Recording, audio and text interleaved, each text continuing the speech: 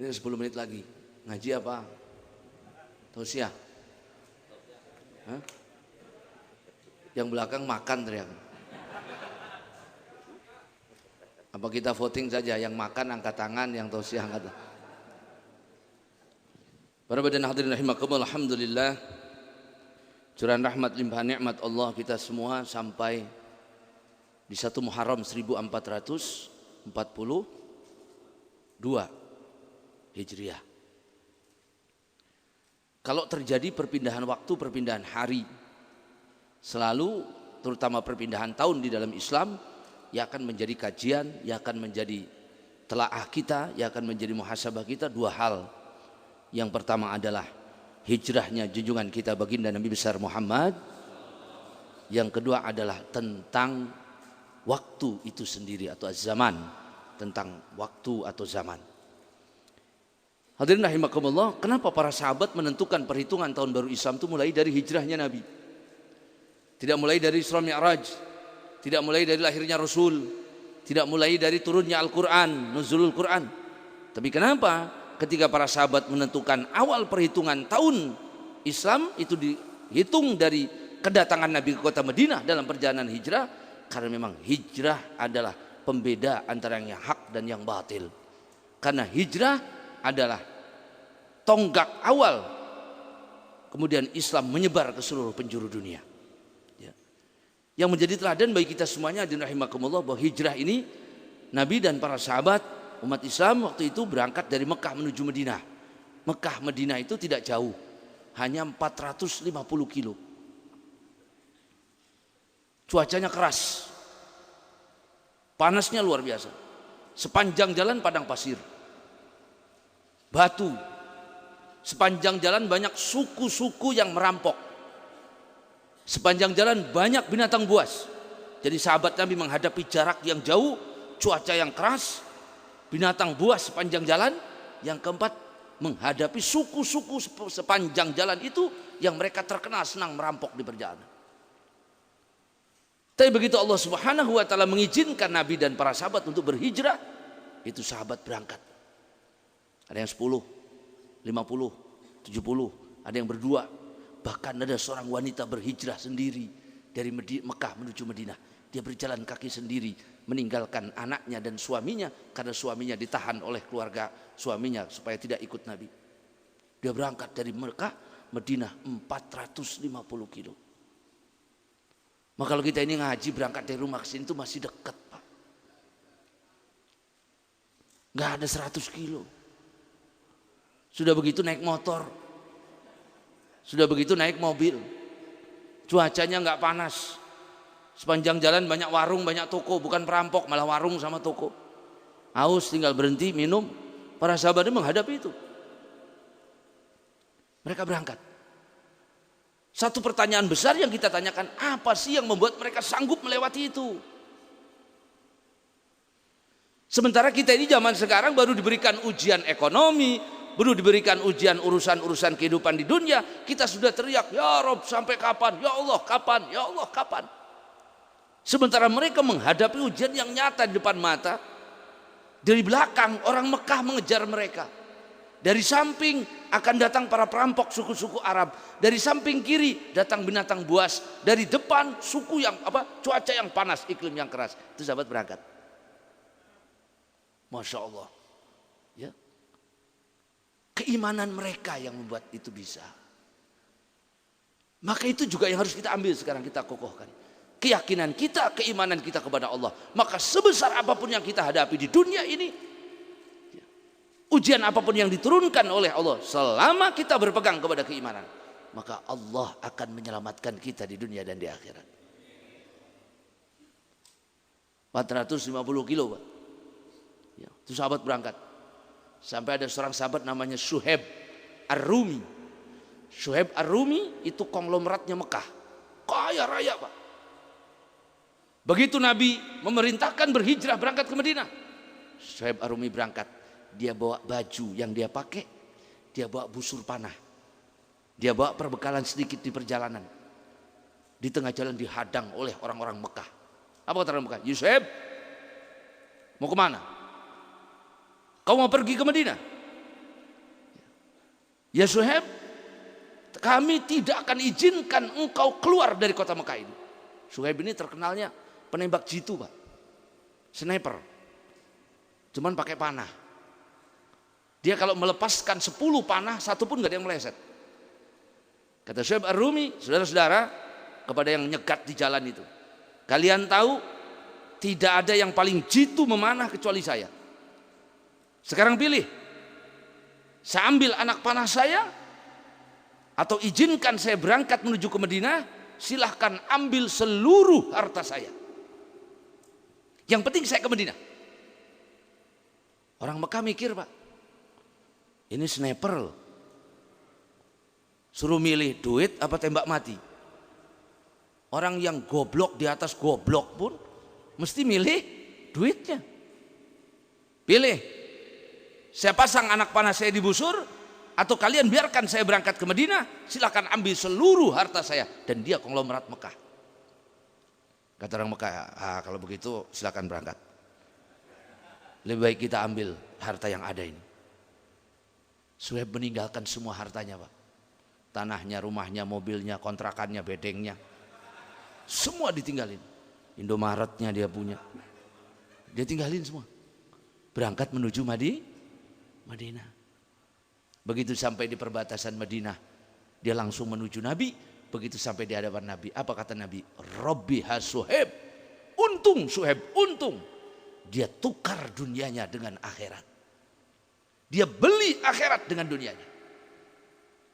Untung Suhaib ini. Sekalipun semua hartanya habis, dia beruntung. Kenapa? Karena dia mendapat. Karena kuatnya keimanan, Pak. Sayyidina Ali itu suruh gantiin Nabi tidur. Nabi waktu mau berangkat hijrah, itu pembesar-pembesar Mekah mendengar keberangkatan Nabi hijrah. Yang membocorkan itu satu orang, namanya Iblis. Kata Iblis, nanti ini mau berangkat. Jadi namanya setan wujud jadi manusia itu dari dulu sudah ada. Maka jangan kaget kalau setan berwujud manusia itu ya zaman Nabi ada. Dia hadir di rapat pembesar-pembesar Mekah. Begini, ya. Orang-orang muslim sudah berangkat ke Madinah. Tinggal Nabi, Sayyidina Abu Bakar dan beberapa sahabat. Sayyidina Ali. Kata rapat pembesar Mekah, ini bagaimana ini? Pasti Muhammad akan berangkat menuju ke Madinah, menyusul para sahabatnya di sana. Bagaimana caranya supaya Muhammad ini tidak keluar Madinah? Tidak keluar Mekah. Ada yang mengusulkan, bunuh saja. Kata Iblis, jangan. Kalau dibunuh nanti Bani Hashim, Bani Muthalib menuntut balas. Dan kita tahu bagaimana Bani Hashim, Bani Muthalib ketika mereka berperang. Oh kalau begitu kita ikat saja. Gak bisa. Bagaimana kalau teman-temannya dari Madinah datang menyerbu? Kita akan kewalahan. Tiba-tiba Iblis ngomong, kata Iblis, begini saja. Ambil setiap suku 10 orang. Kepung Muhammad, bunuh dia. Sehingga Bani Hashim tidak bisa melawan kita. Kenapa? Karena dia akan menghadapi 10 suku sekaligus. Karena yang membunuh ini 10 pemuda, setiap suku 10 orang. Maka dipilih Pak setiap suku 10 orang pemuda paling gagah, paling kuat, paling hebat. Dari 10 suku terkumpul 100 pemuda, dikepung rumah Nabi. Iblis tahu, Pak. Kata Iblis, nanti malam berangkat. Kepung. Nabi dalam rumah bersama Sayyidina Ali. Kata Nabi, Ali, tidur di tempat tidur saya, pakai selimut saya, watawassat biwasidati, pakai bantal saya. Sayyidina Ali tahu, di luar rumah ada 100 pemuda, ahli perang, terlatih dengan senjata terhunus, siap membunuh Nabi, dan siapapun yang tidur di tempat tidur itu akan disangka Nabi, dibunuh. Kata Sayyidina Ali, baik ya Rasulullah. Coba suruh gantiin mati, Pak.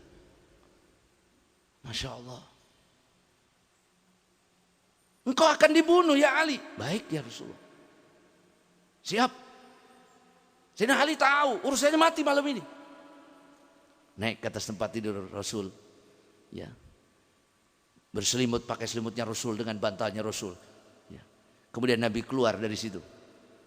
Dikawal oleh Jibril. Dengan membaca ayat wa ja'alna min baini aydihim sadda wa min khalfihim, itu Nabi ngambil tanah, dilemparkan itu tanah ya. Maka setiap satu tanah itu masuk ke mata 100 orang yang ngepung rumah Nabi itu, dan matanya melotot tapi nggak ngelihat. Ya kayak bapak-bapak begini melotot tapi nggak ngerti. Melotot tapi nggak ngelihat. Ya. Sampai Nabi keluar. Yang memberitahukan mereka Nabi sudah keluar itu iblis lagi. Iblis datang dalam wujud orang tua. Ngapain kalian? Muhammad belum keluar.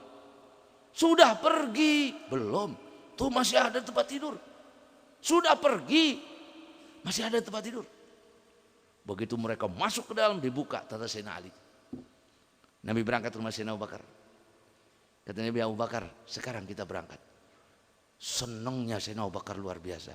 Berangkatlah Nabi bersama Sayyidina Abu Bakar bersama Amir bin Fuhairah. Amir bin Fuhairah itu tukang gembala kambingnya Sayyidina Abu Bakar. Ya. Jadi Nabi dan Sayyidina Abu Bakar berangkat, Amir bin Fuhairah di belakang bawa kambing. Tujuannya apa? Supaya jejak ontanya terhapus dengan jejak kaki kambing. Dan Nabi mengambil jalan yang tidak dilewati orang. Artinya hijrah ini jalannya berat, bukan jalan umum, Pak. Biasa orang lewat tol, biasa lewat jalan biasa, ini lewat Gunung Pinang sana gitu, Pak. Naik turun. Masya Allah. Ya. Jalannya jauh. Sampai kemudian di perjalanan itu Nabi mampir di Gua Sur. Gua Sur itu batu jatuh menimpa batu, membentuk lubang.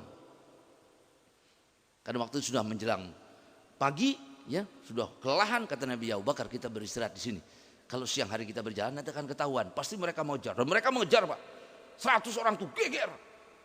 Begitu Nabi tidak ada, mereka langsung mengambil unta mereka, dicari seputar Mekah itu.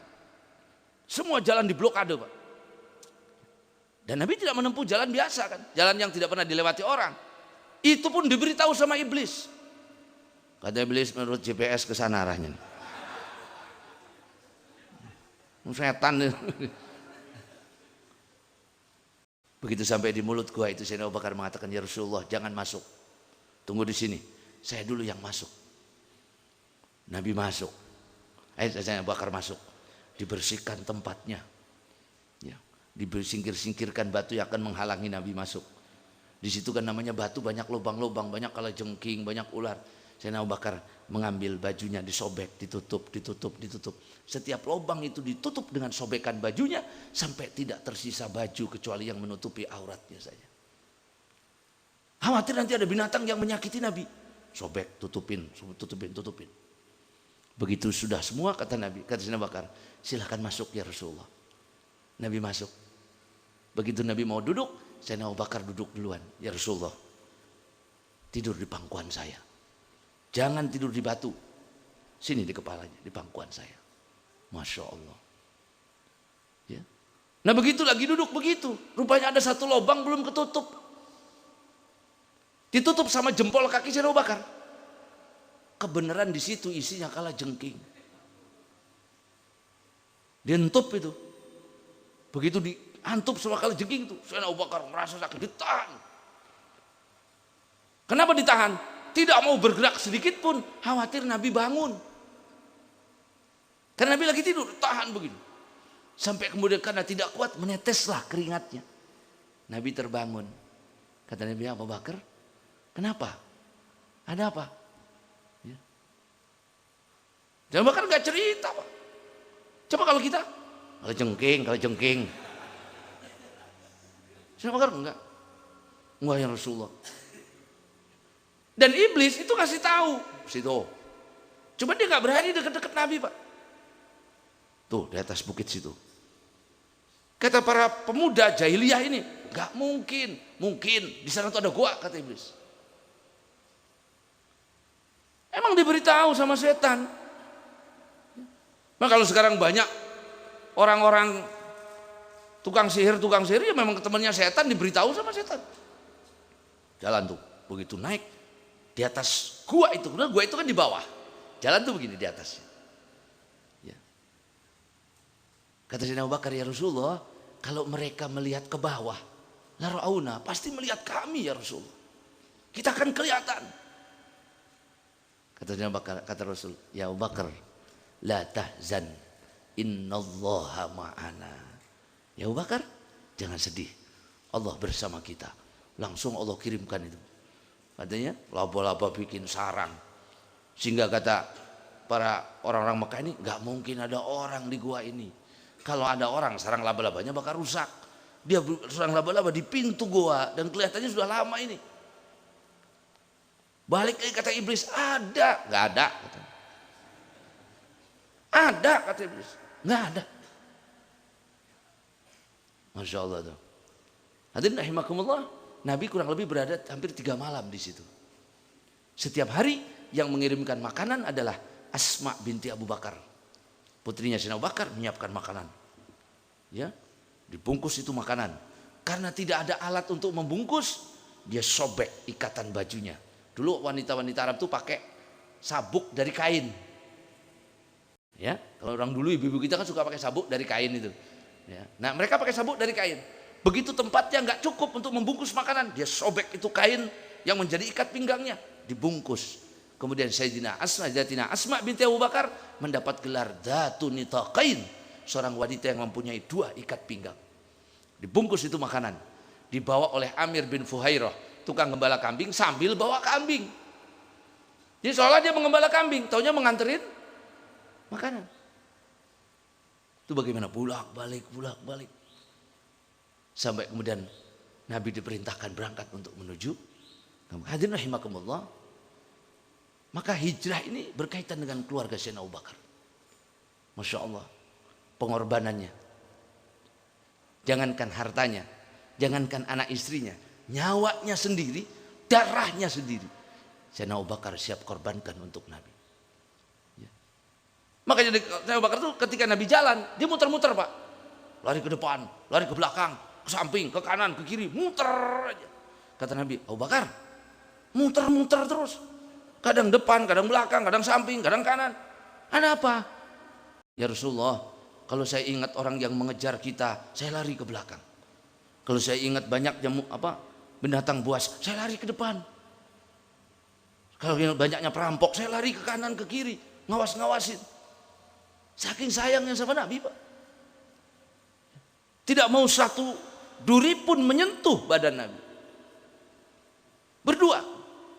Sampai kemudian Sayyidina Abu Bakar ini status sahabatnya dikuatkan oleh Al-Quran. Idh qala li sahibihi la tahzan innallaha ma'ana. Maka kalau orang mengingkari Sayyidina Umar sebagai sahabat Nabi, fasik, dosa besar. Kalau orang mengingkari Sayyidina Ali sahabat Nabi, fasik, dosa besar. Kalau orang mengingkari Sayyidina Muawiyah bin Abi Sufyan sebagai sahabat Nabi, dosa besar. Tapi kalau orang mengingkari Sayyidina Abu Bakar sebagai sahabat Nabi, murtad. Kenapa? Karena mengingkari yang mengatakan sahabat itu Al-Quran langsung. Satu-satunya manusia yang dipuji oleh Allah dan diangkat status sahabatnya langsung oleh Allah, Abu Bakar As-Siddiq. Nabi pernah ketemu Jibril, ditanya, ya Jibril, sifli amal Umar. Jibril coba ceritakan amalnya Umar itu kayak apa, amal ibadahnya. Kata Jibril, ya Rasulullah, kalau amal seluruh umatmu dikumpulkan di satu timbangan, dan amal Umar bin Khattab di timbangan yang satu, maka akan lebih berat amalnya Umar bin Khattab. Amal seluruh umat ditaruh di sini, yang satu amal Sayyidina Umar di sini, akan lebih berat amal Sayyidina Umar. Kata Nabi, kalau Abu Bakar bagaimana? Ya Rasulullah, Umar itu salah satu kebaikan Abu Bakar. Salah satu kebaikannya Sayyidina Umar, mengalahkan amal seluruh umat ini. Jangan tanya amal Sayyidina Abu. Artinya yang ingin kita katakan dari rahimakumullah, kita tidak akan sampai kepada derajat disenangi oleh Nabi sampai kita mau berkorban, mau capek, pengen disenangi oleh Allah, kita nggak mau capek, udah santai, sholat juga ya nggak bisa. Kalau kita ini pengen jadi orang istimewa, ya harus istimewa perbuatannya. Kalau perbuatannya sama dengan yang lain, ya biasa, nggak bisa disamakan. Kalau kita pengen naik kelas yang istimewa, ya harus perbuatan istimewa. Orang sholat tahajudnya berapa? 3 rakaat, Bapak 36 rakaat. Nah, itu istimewa. Coba. Ya. Nggak bisa. Saya insya Allah lah, saya mau hadir ngaji juga insya Allah disenangi sama Allah. Iya, tapi kalau nggak pernah diamalin ya nyiksa juga di akhirat. Ngaji salah, nggak ngaji salah, ini salah kabeh. Ya. Dan terus bagaimana? Mau harus capek. Jangan pengen tenang di dunia. Udahlah kita santai. Nggak ada santai di dunia apa? Nggak ada. Nggak bisa kita santai. Kalau pengen santai ke akhirat. Itu juga kalau masuk surga. Kalau masuk neraka malah tambah sibuk. Makanya jangan ada kata lelah beribadah. Saya dulu pernah waktu haji itu. Ada seorang nenek-nenek Pak. Dan kita sa'i. Ada seorang nenek itu udah tua bungkuk. Dia sa'i pelan-pelan. Cuma dia gak bawa tongkat. Bungkuk pelan. Orang Indonesia. Saya lewat. Saya udah 2 putaran, dia masih putaran Pak. Saya tanya, Nek, capek? Dia nengok. Apa dia bilang? Tidak boleh bilang capek kalau ibadah. Gak boleh. Jangan pernah bilang capek untuk ibadah. Saya yang muda malu dengar itu. Dia bilang jangan bilang capek untuk ibadah. Gak ada istilah capek kalau untuk ibadah. Kita kadang-kadang pegel ngaji terus. Udah ngaji duduk jam-jaman. Mahlul qiyam berdirinya lama, pegel. Udah gitu mulai timbul. Setan masuk tuh Pak. Apa kata setan? Ngapain baca maulid? Bagusan kan baca Quran. 1 huruf 10 kebaikan. Kenapa baca maulid? Apa hebatnya baca maulid? Hadirin rahimakumullah, saya mau tanya, apa sholat itu isinya Quran semua? Enggak. Yang isinya Quran apa? Fatihah sama baca surat. Ruku, tasbih. Sujud, tasbih. Duduk, tasyahud, baca tasyahud. Kenapa Allah tidak menjadikan dari awal sampai akhir sholat itu isinya Artinya segala sesuatu itu ada tempatnya. Quran yang terbaik. Tapi kenapa kita baca maulid gak baca Quran? Ya sama saja kenapa Bapak ketika sujud gak baca Yasin? Malah baca Subhana Rabbiyal. Ada posisinya masing-masing. Itu malesan wong males Pak. Apa baca sholawat begitu. Mending baca Quran. Ya ujungnya Quran enggak, sholawat enggak. Ketahuan itu udah. Modalnya emang segitu. Dan bacaan maulid Nabi itu, kenapa kita kesel kalau baca maulid Nabi udah lama amat? Karena kita nggak ngerti. Kalau kita ngerti, itu kan semua menceritakan tentang kepribadian Nabi, diungkapkan dalam bahasa yang indah Pak. Saya lihat ada bapak-bapak tadi, sampai khusyuk, merongot saking khusyuk. Padahal saking nggak ngertinya.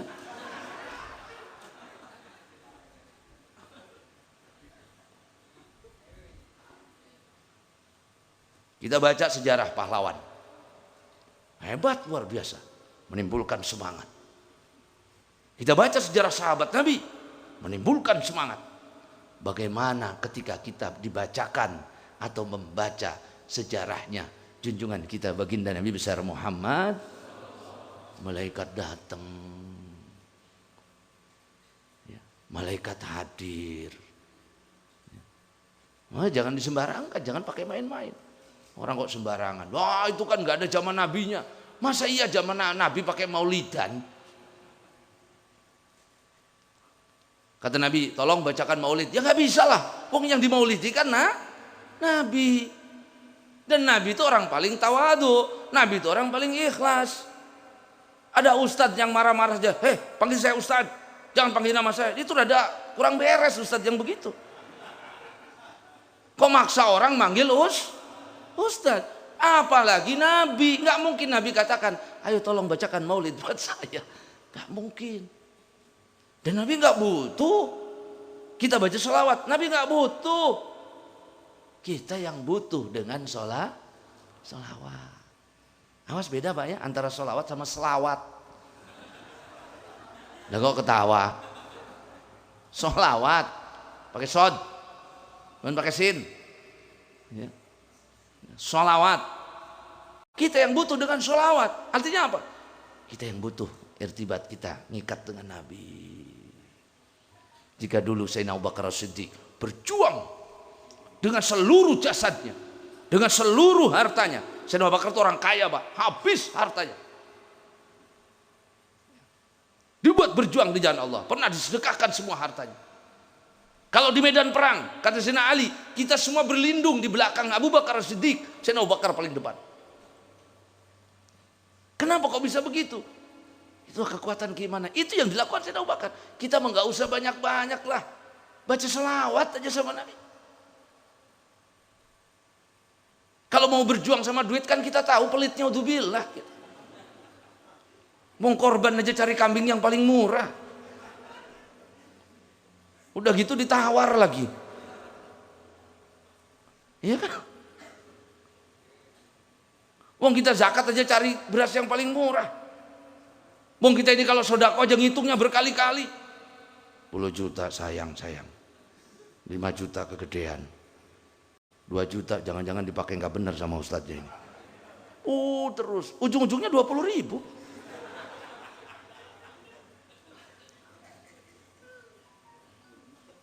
Saya boleh katakan, sedekah itu bukan ukuran kaya miskin, ukuran iman. Ukuran keimanan, bukan kaya miskin. Ya. Ukuran keimanan. Maka orang yang bersedekah bisa membuktikan itu. Ya. Ada orang kaya duitnya banyak, sedekah 10.000 bolak-balik. Itu kalau Jumatan 10.000 lagi, 10.000 lagi. Ada orang fakir miskin, jualan somai, jualan makanan begitu. Dia kalau masukin kotak Jumatan 100.000. Buat dia orang kaya itu gak ada harganya tuh 100.000. Tapi kenapa yang dimasukin 10.000? Keimanan dia seharga itu. Oh nyindir Ustaz. Lah buktinya diam semua. Masa iman saya 2.000? Lah jujur aja emang segitu kok. Ayo. Kalau Jumat yang dimasukin berapa? Enggak, saya enggak 2.000, 5.000. Ya semono, paling segitu doang. Kalau ada 100.000, 50.000, 20.000, 10.000, 5.000. 5.000 yang dimasukin. Iman kita di situ. Ini mau dilihat kelasnya kelas mana kita ini. Nah kepaksa lah daripada iman 2.000 100. Lah itu kepaksa namanya Pak. Tapi ya nggak apa-apa. Sedekah itu yang penting besar walaupun kepaksa. Hah? Yang penting besar walaupun paksa, terserah itu urusan Bapak. Kalau besar kan bermanfaat. Ya, walaupun kepaksa. Kadang-kadang manusia itu perlu dipaksa. Ya. Kata Allah ini susah amat suruh sedekah colong motornya colong. Hilang motornya. Jawabnya apa? Kurang sodak. Udah gitu masih nggak ngerti juga. Ya. HP-nya hilang. Ribut kebekan. Kurang sodako. Ya. Nadirin rahimakumullah. Kita cuma diminta itu, membela agama ini dengan kita taat menjalankan aturannya, dengan kita membaca sholawat, dengan kita berbuat baik untuk agama ini sebisa sekuat yang bisa kita lakukan. Sementara mereka sudah melakukan yang terbaik, para sahabat Nabi. Yang kedua, para badan ibu, selalu perpindahan tahun itu menggambarkan waktu. Yang namanya hari itu akan datang terus sampai hari kiamat. Yang namanya tahun itu akan datang terus sampai hari kiamat. Yang namanya bulan itu akan terus berputar sampai hari kiamat. Masalahnya kita ini masih terus ada apa tidak? Tahun kemarin teman-teman kita banyak hadir, hari ini nggak hadir. Ya. Tahun kemarin teman-teman kita ketawa, ikut ngaji bareng, maulid dan bareng. Sekarang sudah tidak ada. Tinggal nunggu kita. Nggak tahu siapa yang habis pengajian ini.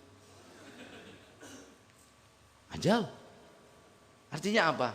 Waktu itu berjalan. Dan ini ajal kita terus bergerak. Maka amal kita harus mendahului umur kita. Artinya apa? Amalnya lebih kencang daripada jalan waktunya. Supaya amal ini nyampe duluan ke sini. Artinya apa? Kita diridhoi oleh Allah sebelum kita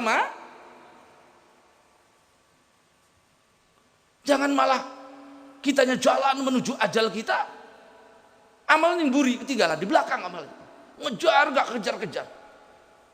Gagal kita. Ajal sampai, ini masih belum nyampe. Gagal kita. Nah karena itu rahimakumullah, manfaatkan waktu sebanyak-banyaknya untuk beribadah. Ya. Niatkan semuanya ibadah, niatkan semuanya ibadah. Ya. Niatkan satu halbah kita ini pasti akan kembali kepada Allah. Silakan bapak senangi istrinya, senangi anaknya sehebat apapun pasti nanti bakal ditinggalkan. Silakan ibu senangi suaminya sehebat apapun nanti bakal ditinggalkan. Kita bakal misah. Dan yang tidak akan meninggalkan kita cuma satu, amal kita masing-masing. Begitu ibu mati taruh di kuburan, panggil suaminya tuh. Kalau ibu bisa ngomong tuh di kuburan, Mas, Pak, temenin sih di kuburan semalam. Apa kata suaminya? Enggak mah, enggak. Masih banyak yang muda soalnya. Ayo, ada yang mau tak? Nemenin istrinya di kuburan, dikubur? Enggak ada. Istri kita Pak, yang kita belain habis-habisan tuh. Minta apa kita kasih. Kadang-kadang nipu orang juga buat istri. Ya. Saking buat memenuhi kebutuhan istri. Begitu kita mati, masukin ke kuburan tuh, sendirian. Ajak istri, mah, sini bareng mah. Semalam aja. Begidigen itu enggak. Jadi bohong, Bu. Kalau suami itu bilang cinta mati sama istri itu bohong. Bohong kalau istri bilang cinta mati sama suami. Buktinya kalau sudah mati nggak mau nemenin. Anak kita juga nggak mau Pak. Yang nemenin cuma satu, amal kita masing-masing. Ayo semangat beribadah. Semangat beribadah. Bukan berarti saya lebih baik ibadah dari bapak-bapak semuanya. Bahkan saya paling jelek. Tapi mari mudah-mudahan kalau kita punya niat dan semangat. Semangat itu mendorong ibadah kita. Sehingga kemudian sampai kepada tujuan diridhoi oleh Allah Subhanahu wa ta'ala. Ya. Saya kira itu para badan hadirin rahimakumullah. Mudah-mudahan tahun ini menjadi tahun yang penuh berkah. Tahun penuh kemudahan, keselamatan untuk kita dan seluruh umat Islam di dunia ini. Allah angkat segala ujian, cobaan. Allah angkat segala bala yang Allah turunkan. Dan Allah jauhkan kita dari kerugian dunia dan akhirat. Mohon maaf atas segala kekurangan. Subhanakallahumma bihamdika. Asyhadu an la ilaha illa anta astaghfiruka wa atubu ilaik. Subhana rabbika rabbil izzati amma yasifun. Wassalamun ala mursalin walhamdulillahi rabbil alamin. Wassalamualaikum warahmatullahi wabarakatuh.